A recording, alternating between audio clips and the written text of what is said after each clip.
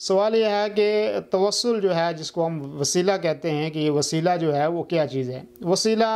ये है कि इंसान ऐसा कोई अमल करता है जिसके ज़रिए से अल्लाह रब्बुल आलमीन का तक़र्रुब और अल्लाह रब्बुल आलमीन की नज़दीकी हासिल करता है। और इसका सबूत कुरान करीम में मौजूद है कि अल्लाह रब्बुल आलमीन ने फरमाया कि तुम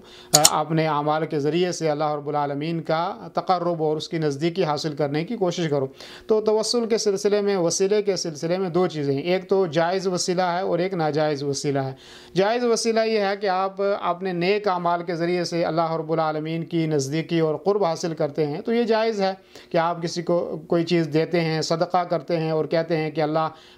क्या इससे मुझे क़ुर्ब हासिल होगा, अल्लाह रब्बुल आलमीन की नज़दीकी हासिल होगी, तो ये जायज़ है। ऐसे ही अल्लाह रब्बुल आलमीन के जो अस्मा हैं, जो उनकी अल्लाह रब्बुल आलमीन की सिफ़ात हैं, और उनको पढ़ के अल्लाह का तक़र्रुब और नज़दीकी हासिल की जा सकती है। ऐसे ही जो है यूनुस अलैहिस्सलाम की जो दुआ है और अय्यूब अलैहिस्सलाम की जो दुआएँ पढ़ी हैं उन्होंने, तो उनको भी पढ़ के अल्लाह का तक़र्रुब हासिल किया जा सकता है। और इसी तरीके से जो हज है या उम्रा है और अलमुहिम के जो भी नेक अमाल हैं उनको अल्लाह के यहाँ वसीला और तक़र्रुब बनाया जा सकता है। लेकिन गैर मशरू वसीला, नाजायज़ वसीला क्या है कि आदमी जो फ़ौत हो गए हैं, जो दुनिया से बुज़ुर्ग चले गए हैं, तो उनका जो है वसीला बनाए, कहे कि उनके तवस्सुल से या उनके वसीले से अल्लाह मुझे माफ़ फरमा, तो ये नाजायज़ है। चाहे बुज़ुर्गों के वसीले से, चाहे कब्र के वसीले से, चाहे कोई दरगाह जो है उसके वसीले से, या कोई नेक साले इंसान है, या कोई जो है शहीद है उसके वसीले से आप दुआ करते हैं, तो ये दुरुस्त बात नहीं है, ये शिरक है। और क्योंकि ये शिरक के तरफ ले जाने वाली चीज़ भी है